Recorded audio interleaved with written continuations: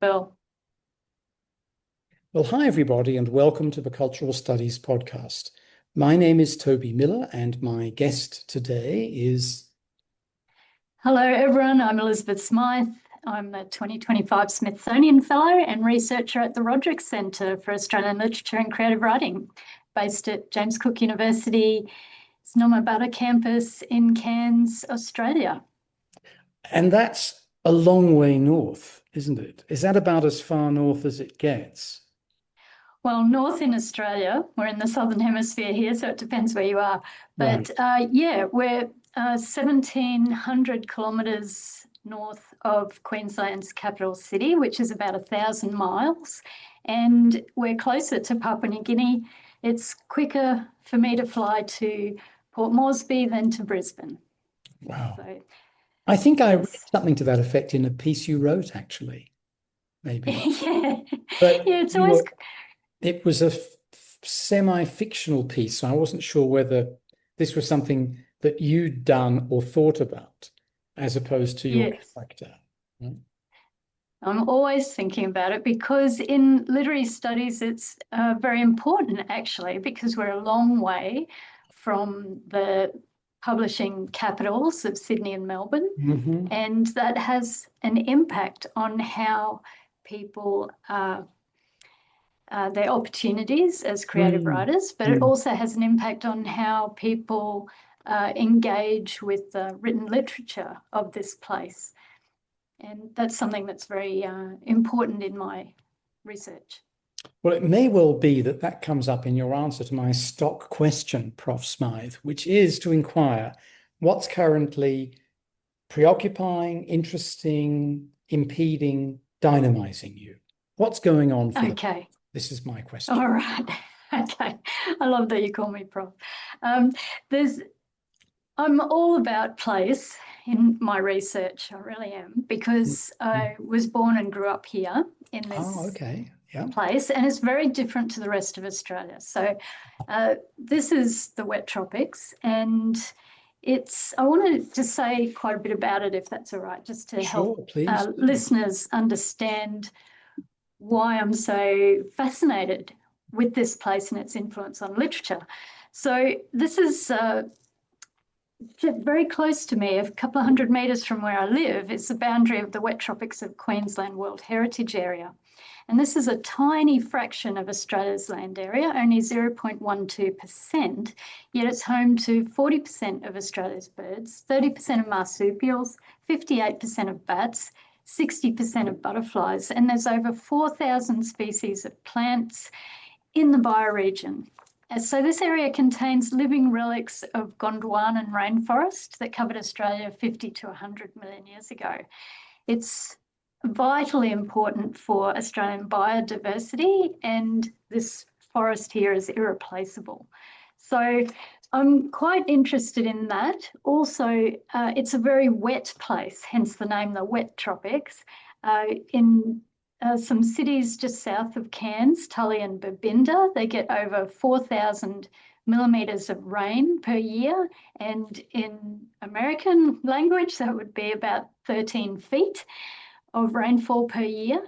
And the second highest mountain here has over a record rainfall in Australia of over 12 metres of rain in the year. So that's 490 inches. We've also got cyclones that come through. We had some massive floods a couple of years ago, and we also have a lot of tourists who come here to see this rainforest and the Great Barrier Reef. So these are some of the things that make this particular area very different to the rest of Australia and very interesting when you're looking at the literary experience of this place. Could you perhaps fill us in a wee bit, Prof, on that literary experience, people who may not know about the poetry or the fiction, the drama that comes from that region? I'm not asking you to do an encyclopedic listing of famous people, but to the extent that you feel comfortable, give us a panoramic view of the themes, perhaps, that seem. Okay, well, this is my response to that, a very personal response to that. And I suppose we've got some settler writers, New Zealand-born Jean Devaney, West Australian-born Xavier Herbert, Brisbane-born Thea Astley, Melbourne-born Janet Turner Hospital.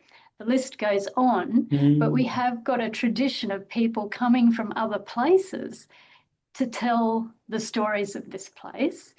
We have got some travel writers like Jack McLaren, who came further north. But of this rainforest country, or this wet tropics country, it's these other writers that are very well known for this place. And it's part of my research, as I'm very interested in promoting, I suppose, that we need more opportunities for the rainforest peoples, the Aboriginal peoples of this place, to speak for themselves through storytelling. And that's a challenge for us Australian literary studies, is how to engage and support those storytelling opportunities. So there's also been, part of my research is recovering a largely forgotten Welsh migrant writer, John Nash, and he wrote some farm novels, because there's a lot of sugarcane around here as well. So that's got quite a history of that, I guess, colonial enterprise of establishing sugar industry here. Quick thing, some people might know the old Queensland and then London band, the Go-Betweens, one of whose members came from the cane fields bit of Queensland, I think. I don't know. And they had a song about it. But I'm also thinking about one of the things in John Nash's biography, because you talk about the farm novel as showing that there can be educated, cultured people in the North, contra some stereotypes from the South. And he was someone who'd gone to college and who married a doctor, I think, and who worked as a cane cutter. Yeah. So, well, is that right? Is that correct? Have I got that right? Well, yes, he did marry a doctor, and he worked as a cane cutter, which makes his writing like an important historical record as well. And in fact, we have got a researcher, Bianca Belanzetegui here, who has been doing research as a historian, using his works in her historical investigations into the sugar industry, because it was quite, he was writing at a time when realism was the flavour of the day. And so there are a lot of things, I guess, in his writing that can be relied upon. And so John Nash had a biography, he wrote plays, he had 2 novels, but sadly he took his life when he was only 40 years old. So we missed out on a sort of a longer more extensive body of work from him. But I think you've written at least 2 articles about novels he wrote. Yes. One of them published this year. Yeah. Oh, wonderful. Could you maybe run us through those articles? Okay. And perhaps opening up onto this farm novel, because in a way, in terms of stereotypes people may know from other countries, you're dueling with some stereotype of a village idiot image of people from the North. Yes. I think. Well, that's a prejudice. I know that happens in the US as well. I've heard people talk about that in the US, but here in Australia, I guess it's that thing when you're removed from a place or new to a place. A lot of the intellectualism lies deep within the community, and so if you simply arrive or you're passing through, it's not that easy to connect with it. So you do need to be here for a long time and establish those networks and really get to know people to really uncover those things. And I just think of so many things I can talk to you about in relation to that. But yeah, from an academic point of view, and in the community, it's a very, very rich intellectual place. With that article that I published this year about John Nash was his farm novel, which was published in 1963, called That Men Should Fear. And one of the characters, one of the main characters, I should say, was a university educated woman who became a medical doctor. She travelled overseas and studied at university for 7 years, and she ended up inheriting this farm. And that was very forward or progressive at that time. And it really shocked me that it wasn't more widely known in Australian literature, because it's a very powerful image of this highly educated woman running a productive farm.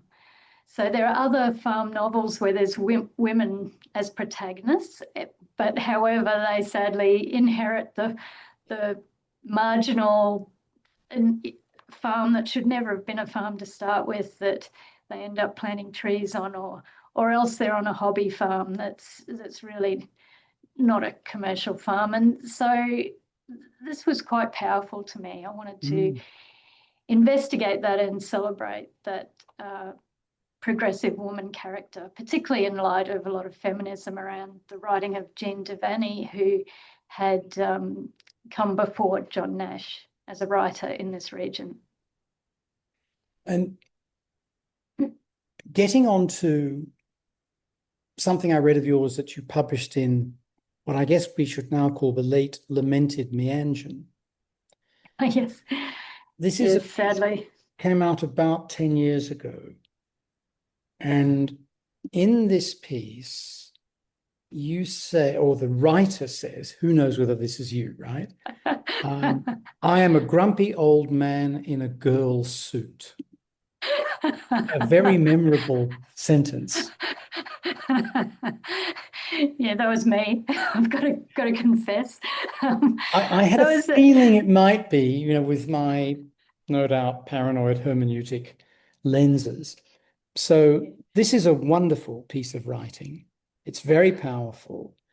And it references some of the issues you've already raised, actually, of the centre versus the metropole in the culture industries. And of course, many people in a place like Australia or a place like Mexico, where I live, can bleat and moan about this with reference to other countries, but it occurs within countries as well. And the bleating and moaning can be very justified. And the thing about this piece is that it's self-critical complaint. Yeah, it was fun to write. It's a very fast write, but it's something I'd been thinking about or dwelling on for quite a long time. And I guess it was written in a time, I should tell people listening that I did have a regular, everyday kind of job, and I just couldn't stand it anymore and quit to go home and just write. And so I hid away and wrote and learned about the creative industry, I guess, in Australia, and how it worked or didn't seem to work for everybody.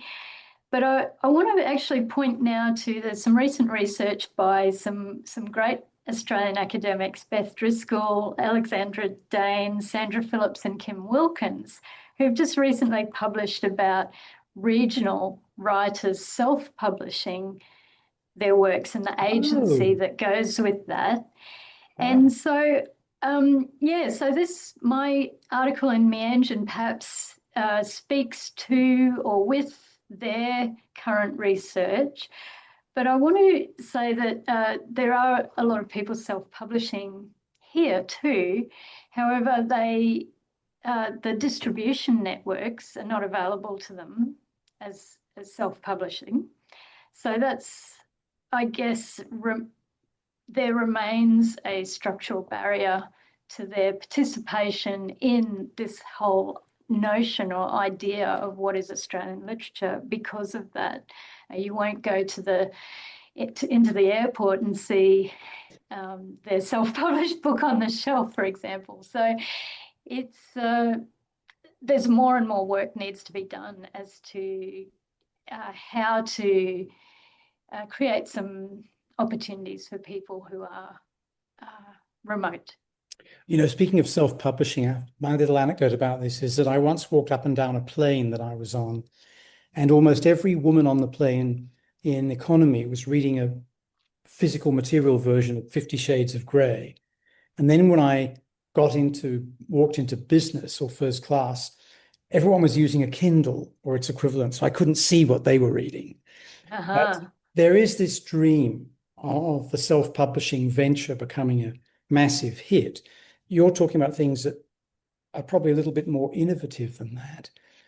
But I also wanted to ask you at this point to go back to this question of the incarnation, the representation, the presentation of Indigenous Australia, because you talked about how there is too much, perhaps, settler novelization of Northern life, and particularly by people who themselves are settlers, in that they're not just white folks, they've come from elsewhere in the country. But there's a very powerful piece in a magazine that you co-wrote about the always appalling, always disgusting Jamie Oliver, who I think it was the Naked Chef. Is that the same guy? Yeah, I believe so. Because all these I don't know. I think he is. Too. All these women I knew in Britain had massive crushes on him, and I just found him repellent. Anyway, you gave me another reason to dislike him in this remarkable piece that shows how an Indigenous counter-public sphere can emerge and challenge dominant representations. Yes? I think that's what you guys are describing. Yeah, let me just say that it was not me so much that was against what he did as a group of Indigenous people in Australia. It's their voice, their agency that called him out. And I was just fortunate to work with an exceptional Wiradjuri scholar, Associate Professor Janine Lane, and that's just a memory working with her that I'll carry forever, because she's just brilliant. The response that they had was essentially that Jamie Oliver had not done his homework. And I want to point out that it's not just him, but it's the whole publishing community around him as well didn't do their homework. And quite frankly, Australia's Indigenous people just get really weary of this lack of effort, I guess, from non-Indigenous writers to just learn the very basics about who they are. So it was I could completely understand their response and reaction. And I guess that's what I would like to do, is just to call on people to read the history of Australia, to read some of the self-representation by Indigenous authors. I guess one of the other things that you make in your joint piece is that there is a tendency, which apparently was the case in this book, to paint Indigenous folks as victims who are in need of salvation, and not to give them agency. Well, I guess that's something that I'm particularly interested in too, is agency when it comes to I guess Indigenous characters. I think it's really important, and in fact I'm working on a paper at the moment where I want to really engage with that notion a bit more, because I think it's just important for a whole lot of reasons for Mhm. the next generation of Indigenous people to sort of see the heroism and the actions and agency that their elders and ancestors have had. It's also important for the settler peoples to uh, just have a more realistic Mm. view of the day-to-day lives of Indigenous people. Yeah. So, thanks for that. And I wanted also, I apologize for taking you on a slightly strange tour of your oeuvre, but it's just That's right. the way I happen to have read it. Getting back to the farm novel, another recent essay of yours in this rather wonderful acronym. I don't know how to pronounce it. Jazel. Is it pronounced like nasal? Yeah, it's JASL, the Journal of the Association for the Study of Australian Literature. It's a fantastic acronym, Jazel. Yes. So here you are, the Queen of Jazel in this issue. There's a wonderful essay you wrote, really powerful, about the farm novel in general, going back millennia, virtually, and then taking us on a tour d'horizon from its origins as a genre through to its uptake in other contexts. And again, how you want to have a Northern Australian element to this in contrast to the dominant Southern farm novel. Now, I realize this relates to your discussion of John Nash's work, but it's broader than that, I think. Yeah. I've got to say, I love going back to Virgil's Georgics Mhm. and reading, also reading another Roman writer as well. So for those who haven't read Virgil's Georgics, they're a set of 4 books of poetry that was originally written in Latin, and Virgil wrote them in the 1st century BC. And it's poetry, but about farming. And there's been a long history of studies of literary pastoralism and Georgic studies over the centuries, many centuries since then. And a lot of this culture or these ideas have translated through to Australia through the colonial, along with the colonial culture. And there's lessons and things to be considered still about from those old works in and how they're reflected or mirrored or uh, challenged in contemporary writing and contemporary life. And that's what I've did in that reading. And I particularly wanted to draw attention to the Georgic, which is discussed a lot in the Northern Hemisphere. And so, but less so in Australia, because Australia's been preoccupied with literary pastoralism. And I guess the difference in short, so very short summary, the difference with pastoralism is that the nature and society are separate, and pastoralism is about being at leisure and looking at the environment, whereas the Georgic is more being in an entanglement with the environment and going through those harsh conditions and labouring on the land. So there's of course more to it, but in a nutshell, these are the differences. And I think the Georgic has a lot to offer in as a lens for interpreting Australian literature. And I'm really surprised that that's not been used far more. And I hope it is moving forward. And I think we just have to get over the idea of Georgic meaning just rural or farming. It's not, it's more than that. And that's why I get quite excited about engaging in some of the conversations in the UK, for example, because there's a whole lot of fantastic academics who are really deeply engaged in this particular field of research. Yeah, lots to learn. Now, you're on a publishing tear at the moment, Prof. And the latest piece of yours that I've read really shook me because I read about the Georgics, and because as a teenager I had to translate Virgil, not the Georgics, but the Aeneid, which was after it.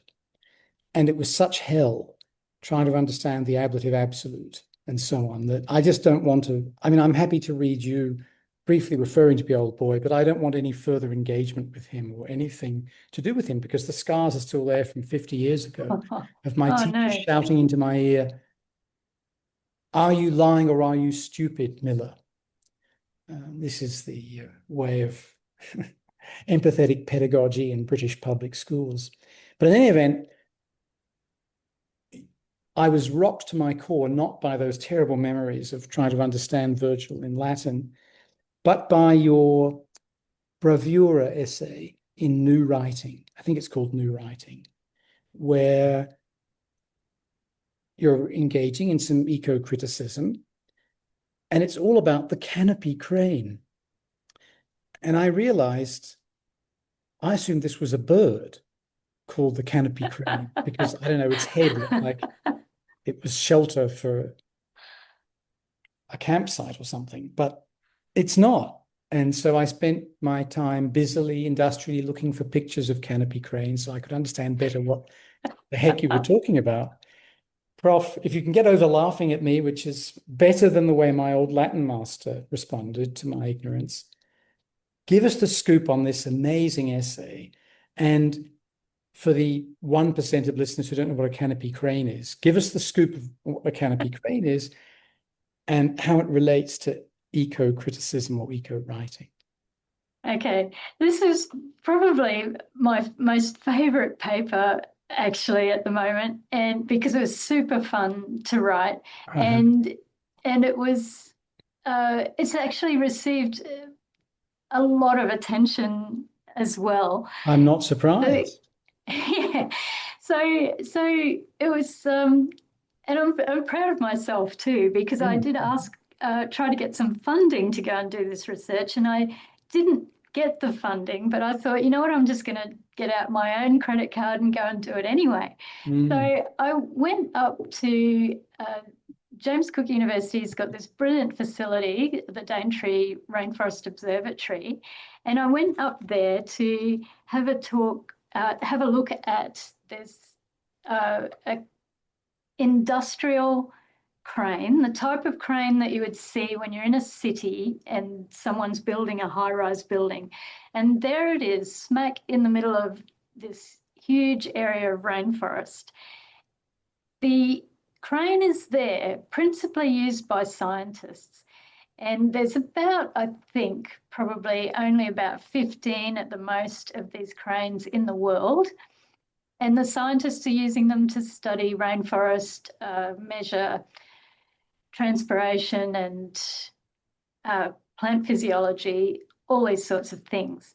I think I'm probably the first literary scholar, I'm quite sure I am, or creative writing scholar to go and use one of these cranes. And I know you love this, Toby, when people cross boundaries of science and culture. So, but I wanted to compare it with critical walking, because we know that writers always, well, I can't say always, but a lot of the time are walking while they're thinking about things. And I think Charles Dickens was a famous person who walked at night and thought about what was coming next in his writing. And there's many, many books about walking as a way of engaging as a writer with the environment around you. So I wanted to compare that with going, what would the difference be in terms of creative writing inspiration and experience in being taken above the canopy of rainforest in this crane. So that's what drove me to go and explore that. And it was a wonderful experience. It was very extraordinary because in the rainforest, it's very dark when you're on the ground.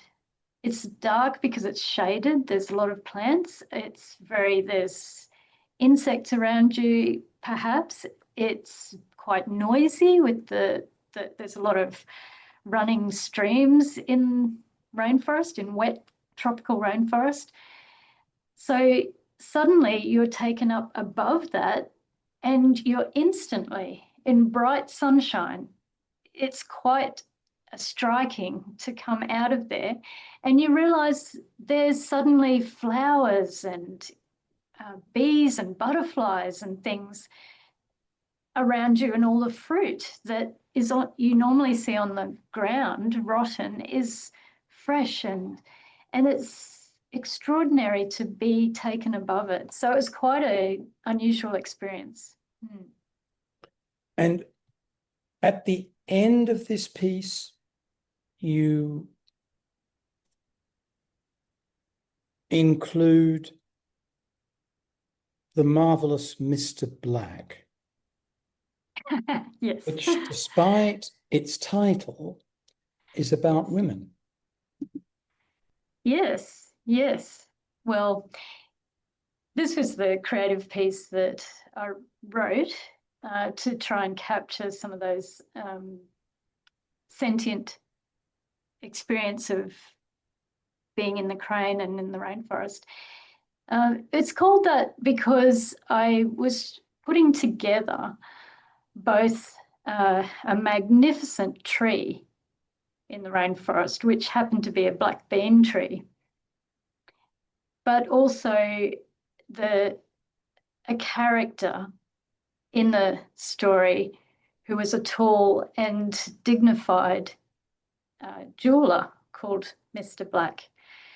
So the story actually, it's a short story, but believe it or not, goes over 3 generations, has 3 generations of women, and is set in different places in the city, like Cairns, but also in the rainforest. And I love this story. It's not published as a full story, unfortunately, right now, but a part of it is in that article, just to illustrate, I guess, the research method that I was trying to establish. Well, I imagine the authorities at your university, if they've read it, rather like this piece. Well, I hope so. And I've got to make a bit of a call out to Johan Larsen, who manages the Daintree Rainforest Observatory, who was so helpful, and also Andrew Thompson, who's the crane operator. And particularly Andrew, because I felt a bit awkward being there, being in this scientific realm. But I realised that Andrew actually does sculpture. And so I was immediately at ease being with him in the crane. So it's a fantastic facility that I think would be really great. I'd love to take more creative writers there. Yeah. I'm on the 24th story. I live on the 24th story of a skyscraper, and I have 180-degree views of Guadalajara, which is the city. And there actually are 2 canopy cranes, I realize, Yeah. on my left. So when you can't call them a canopy crane if there's no canopy under them.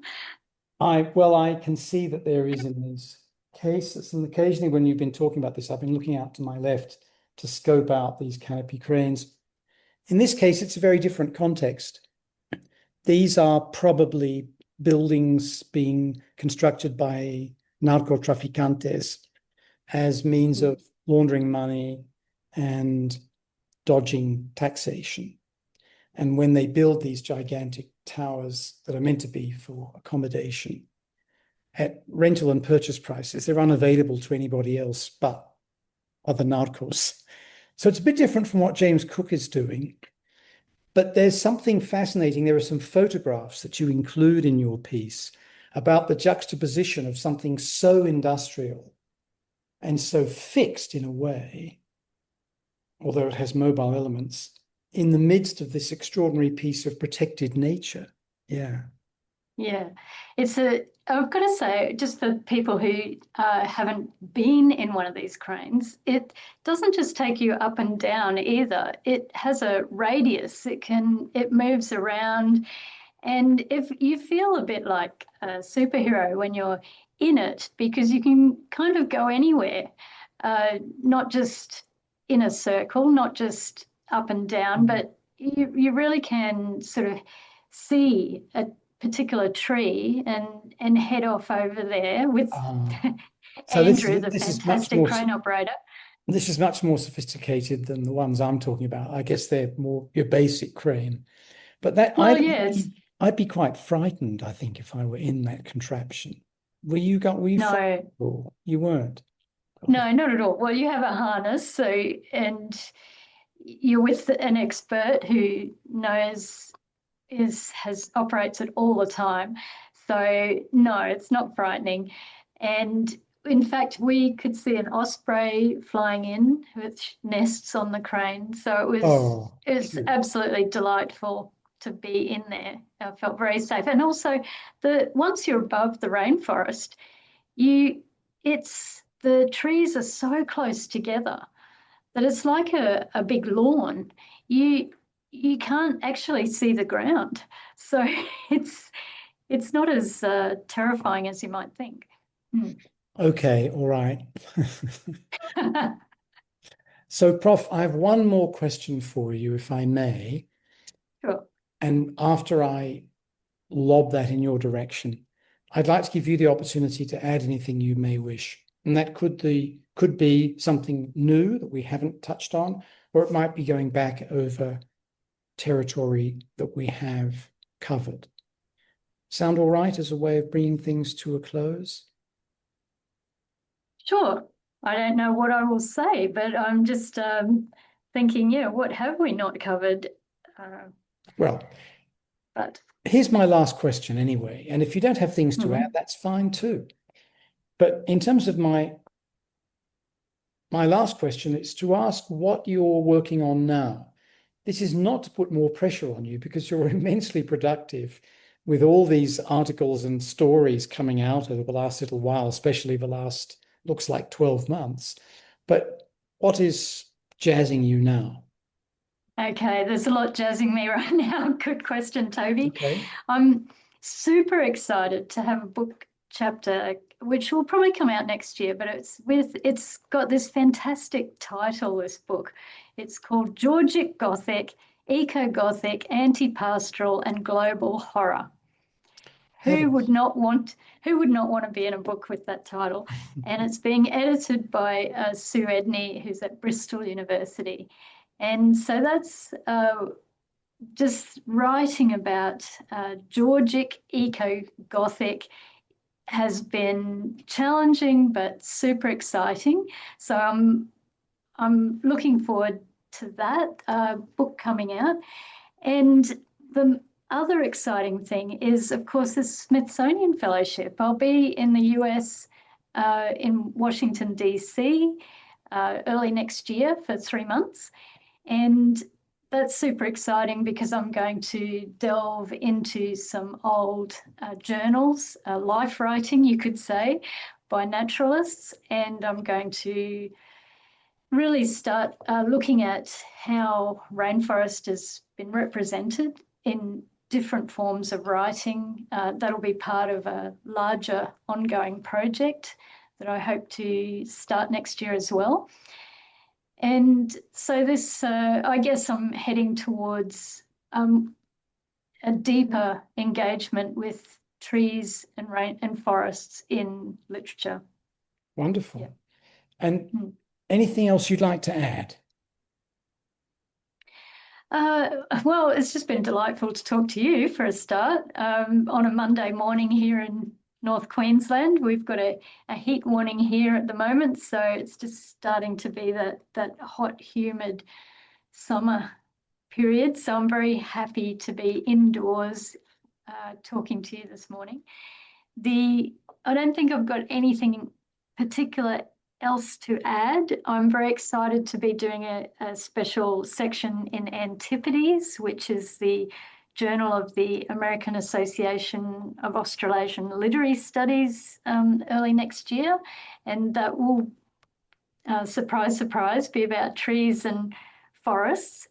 We have our rainforests, I just want to say, not necessarily protected, even those in World Heritage areas, because of recent research has shown that there's more feral cats than previously thought in rainforest.